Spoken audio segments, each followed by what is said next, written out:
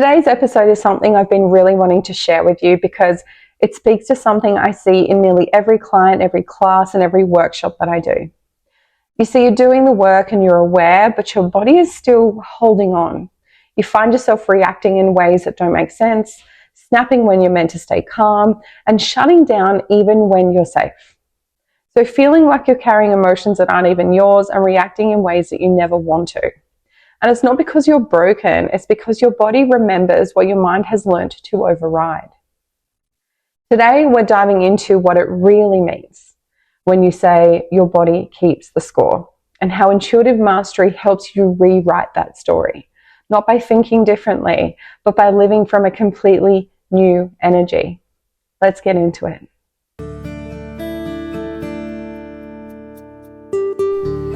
You're listening to the Intuitive Mastery Podcast.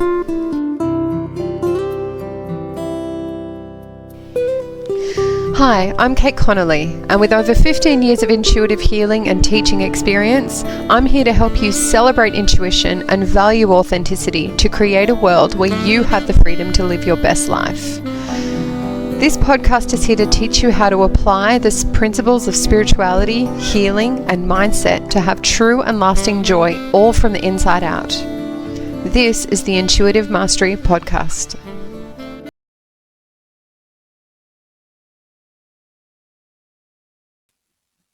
Welcome to today's podcast. I'm excited to chat to you today, as I always am. And I was thinking about this during the week. It's something that I have been explaining to people over and over again in my one-on-one sessions. And usually when that happens, there's a bit of a theme arising, and it's something that I feel that I need to share. And that is this whole concept of your body keeping the score. And most people have no idea what that means, but I'll try and kind of break it down a little bit for you today so that you have an awareness about what's happening, and also you have the tools and the choices to do something differently if you want to. So basically, we're kind of talking about this concept of your body and your mind having a little bit of a disconnect, okay? And when we go through anything at all in our lives, we have a choice in that moment. It's what we call a choice point, and we have probably thousands of choice points in our lives. We probably maybe have half a dozen very major choice points where we have like a massive divergence in our paths. And then we have on a daily basis multiple choice points where we can decide how we behave and decide how we respond to something. And we often have this unconscious inbuilt reaction pattern within our nervous systems that tell us how to be, that tell us how to respond to any particular situation based on our past, based on what we know. Now, we have an awareness of this. This is something that happens and has been well documented around this concept of kind of innate reactive responses. Now, that usually comes from when we were a baby or in our first 7 years of our lives, but it is a very real thing. And as we get older, unless we learn how to readjust how we respond to things by doing inner work, by, healing inner child, and by figuring out how we would prefer to be and start behaving from that place, we're pretty much always on that autopilot. We're on that unconscious programming of reactive behavior.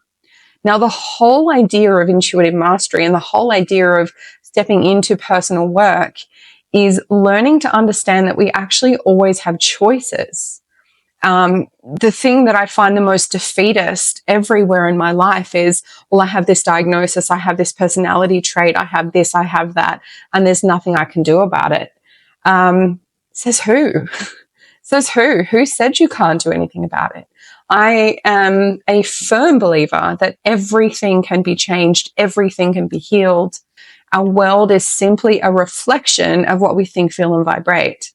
So if what we see doesn't make sense, if we don't like what we're looking at, then that is a really strong invitation to change it. And so when we kind of bring in this concept of the body keeps the score, we have this really fantastic override system in our brains where when we go through one of these experiences, and we choose to be different, there's a couple of ways that we can go about that. We can say, okay, well, that happened, but I'm going to compartmentalize that and put it in a corner. And next time that happens, I'm going to behave this way. And we can absolutely try and do that. And on some level, it definitely works. If we're being mindful, if we're being conscious, if we're being constantly aware of what we're doing. Now, we can definitely live that way, and it is a way to get through, but it's also pretty exhausting. And every time we respond in that new way, but we still have that trauma that's unhealed in our body will actually hold on to that as a disconnect, as an energy kind of mismatch between our body and our mind. And so over the years, as we get older, when we get more stiff and old and tight and arthritic and painful and chronic, illnesses and niggles and stuff like that, like, why do they exist? We could call it aging, sure. And I'm sure there's an element of that, absolutely. But actually, when I'm tuning into people's bodies, which I do many, many times per week, what I'm actually feeling is stories. I felt into this woman's neck just a couple of days ago, and I introduced her to the concept of the body keeping the score, and I was able to kind of tune in and pull out a story from when she was 4 and kind of basically pinpoint a massive behavioral pattern that she was unconsciously playing out in her life. And this is a woman who'd never been experiencing energy work before or being read in any way. And she said, yeah, wow, that is me. That's completely spot on, because the body is such a fascinating thing. So even if I'm not seeing people in person, you can usually tell from their demeanor. You can usually tell from how they hold themselves, how they speak, how they hold back, how open their heart feels. You can usually read people pretty easily. And this particular woman, who's this lovely human, has been pushing herself into this really strict, self-punishing, super rigid lifestyle. So how does her body feel? It feels rigid. It feels strict. It feels completely stuck. And so when she had this massive neck thing show up, and it wasn't just a small neck issue, it was like, oh my gosh, go get an MRI problem. It was really quite incredible how much the story made sense to her body and how much she understood herself better just by understanding that aspect of self.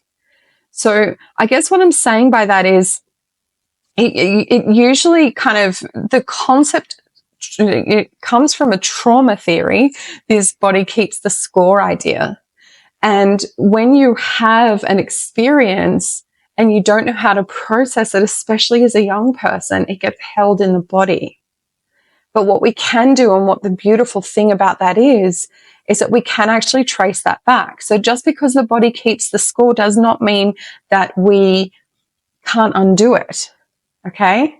But here's the thing that we really need to understand.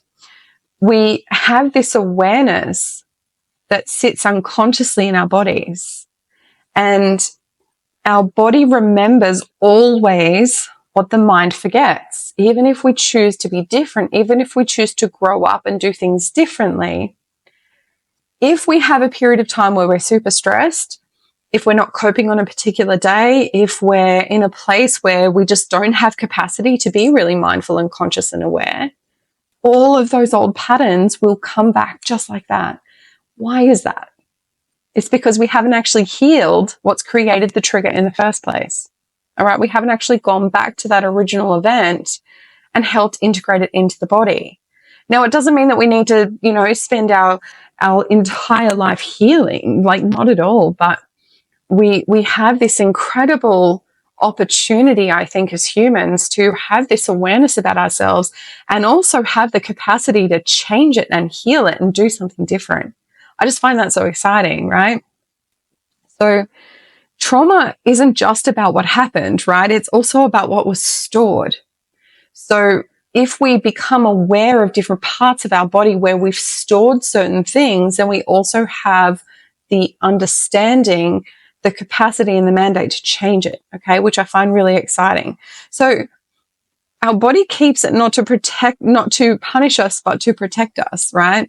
It's kind of part of that fright and flight situation where if we hold it in our body and we have awareness and remembrance of the pain and the trauma, we're not going to put ourselves back into the pain and the trauma. However, because we have that as a vibrational imprint in our body, we will attract it anyway. I'm going to say that again. Because we have it as a vibrational imprint in our body that we haven't healed, we haven't processed, we will attract those events anyway. We don't want to be keeping stuff there. We don't want to be continually remembering past stuff, because honestly, that is the number one way to re-attract the same events, the same people, the same issues. Okay? So when we want to change this and step into something that's more expanded, where we actually get to choose and we don't have to remain hyper vigilant in that choice, it's always about going through a healing pathway of some kind, right? And learning how, through intuitive mastery, how to recognize when there's something that we need to look at in our body. Okay? So it's inviting the body to see how your life might be if you're not running on old scripts, right? When you stop responding to past hurts in a reactive way, but you start to choose instead. And the way that I explain this to this woman and to a lot of other people, and this is the work of so many people, you know, Joe Dispenza, Candace Pert, Bruce Lipton, they all do this amazing work, and there's many more, but those are off the top of my head. And a lot of the crux of it is creating a separation between the action and the reaction. So something happens, and then we react. Now, the closer those things are together, the less control we have over what happens, the less control we have over our emotions, our behavior, our awareness, and everything else. Now, the beautiful thing about becoming aware of our patterns of behavior is that we open that gap, right? It's a beautiful thing. So what happens is that an action happens, something happens to us, then there's this pause, there's this moment where we can choose. We choose how we want to respond. And when we give ourselves permission to choose how to respond, this can become a response instead of a reaction. So this is the process of consciousness or awareness, which is super amazing.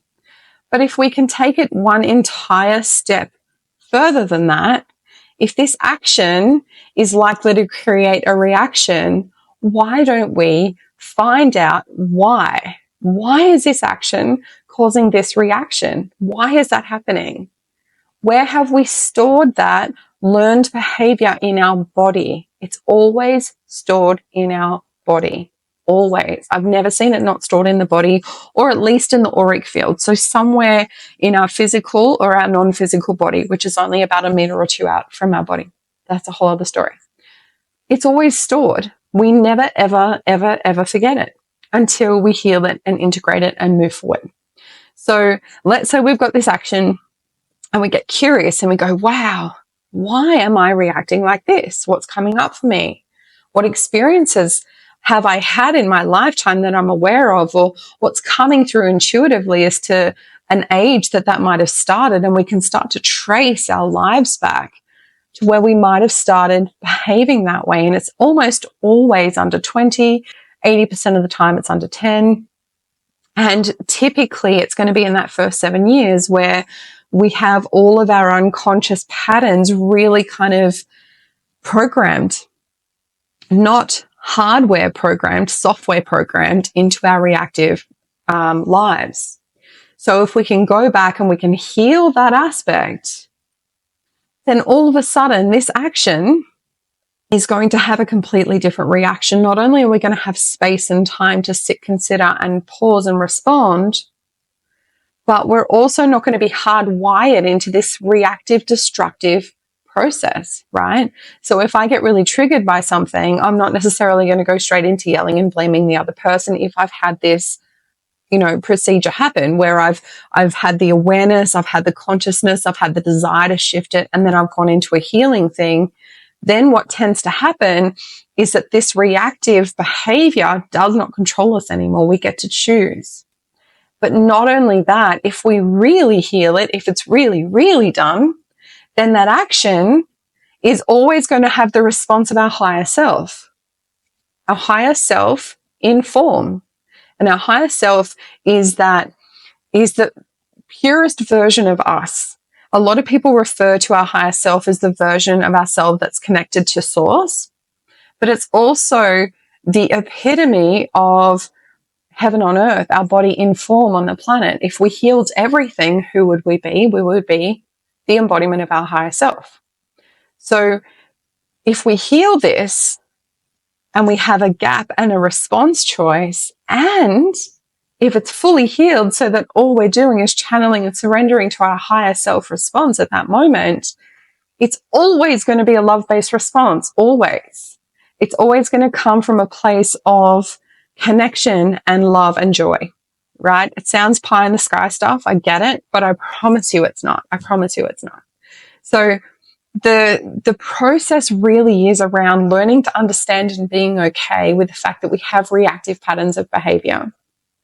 We all have them. I've been doing this work for a very, very long time, and I still have to catch myself sometimes because I haven't fully healed this side of the equation, which is the what's happening to me side, right? I pretty much always have a gap now. And if my gap is really small, then I have to go, wow, I really need to visit this because this is not a healthy experience for me or for anybody else for that matter. So I need to be responsible for all of those action-reaction patterns that are still really close that I have zero control or awareness of, number one. Then when I become aware of that, I can actually create some space between when the same thing happens again and my response to it, okay? And then, not only that, if I really want to go deeply into it, I then explore why. Why does this continued action create this continued reaction? And then when I choose to go in and heal that properly and give compassion to the part of me that has created that pattern in the first place through no fault of my own, then this reaction either no longer exists or the gap is so huge. I have this beautiful window of opportunity to embody my higher self in that gap and respond in a way that I've never responded before. And the beauty of that, the beauty of doing all of that is that we are no longer creating conflict, trauma, or drama for anyone in our lives, including ourselves. We can step out of painful, reoccurring, problematic relational issues. We can actually stay calm and strong in ourselves at all times. And if we do have conflict come to us, we have the ability to pause, breathe, and choose. I think that's a really, really powerful thing, right? So once we have this ability to master our intuition on what it is that we need to do, then we have the ability to step into a new reality. And that's very, very true, right? So if this landed and you know your body has some healing to do, but it also is ready to let go of what it's been carrying, we do all of this work inside the Intuitive Mastery School. We have live classes every week on a Wednesday morning. It's 6 a.m. Eastern Standard Time, Australian Eastern Standard Time. And we would love to have you. Spots are open and we work through all of this stuff in detail so that you have the capacity and ability to intuitively master your life, it's just a game changer in my opinion. I get very, very excited by this. So just remember that your energy is malleable, right? It's memory, but it's not memory that can't be changed. Okay. And I know a lot of people get really scared of, oh my goodness, if I change it, then it means that it's okay what happened and it didn't exist and all of those kind of things. I would like to kind of reframe that a little bit. Send compassion to the part of you that feels that way, number one, because we don't want to kind of undermine people's experiences. And also, when we hold on to stuff, when we consciously choose to hold on to things that have happened to us in the past, we're also constantly choosing to allow our body to keep the score. And over time, that is actually pretty destructive because we will end up being really sore and tired and painful most of the time.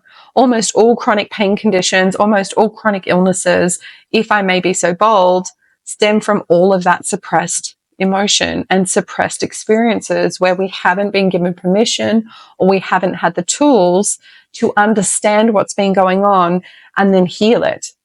And healing isn't a big, deep, dark, hippy dippy process. It's not that at all. It's about meeting the part of us that's had that experience, sending compassion, oneness, forgiveness, and love energy to that part of us, and then giving ourselves permission to move forward, right? So if we can really learn about that and understand ourselves in that very deep and very tangible way, then all of that kind of energy can be completely transmuted into who we actually want to be, which is the embodiment of our higher self, the embodiment of ourselves it's almost a different dimensional reality. We're embodying our 5D selves instead of our 3D selves, okay? So through consistent intuitive work, we can actually shift what our body believes is normal and step into our new normal, which is such a beautiful thing, right? So you don't have to, when you get home, for example, you don't have to carry a child's tantrum all through the evening, right? You have the ability to breathe and choose and do differently, and then heal the part of you that gets really caught up in that moment, and you can't find your own grounding. You can't find your own higher self response there. Okay. And if you can do that across your whole life, from partners to kids to friends to colleagues to how you just interact at the supermarket, imagine how different your life can be, because we start then controlling the narrative of our lives. We decide how it's going to work out. We decide how we're going to show up. And then we have the capacity to create miracles and to create heaven on earth through embodying who we're supposed to be and not living from all of those fragmented parts, because those fragmented parts are what's creating that really close action reaction problem that is basically destroying potentially various parts or every single part of your life. How you think about yourself, how you look after your body, how you treat other people, how you show up at work. All of those things are so closely related to this relationship between action reaction, and how much of our lives are we living completely and totally unconsciously and we don't even realize. And when we don't deal with it, our body holds it. It holds it through illness or tightness or things like Alzheimer's or arthritis or chronic digestive issues or a sore neck, right? Whatever it is. And I'm not saying that we don't need to go and get medical help. And I'm not saying that we don't need to go and see whoever it is, the chiropractor, the physio. I'm not saying any of those things. You're going to need all of it. But how about we also dive quite deeply into why? Because once we can do that, that's when the game truly, truly changes. I really hope that was helpful. I'm so passionate about this because it is such a massive thing. I do have a free Eagle Rising transmission, which is all around the healing process that I've just talked about. So if you would like to join it, the website is kateconnolly.com.au/eagle. I think the link is below. And if you are interested in joining our Intuitive Mastery School, the link is there as well. Sending you lots of love and blessings, and I will see you next time.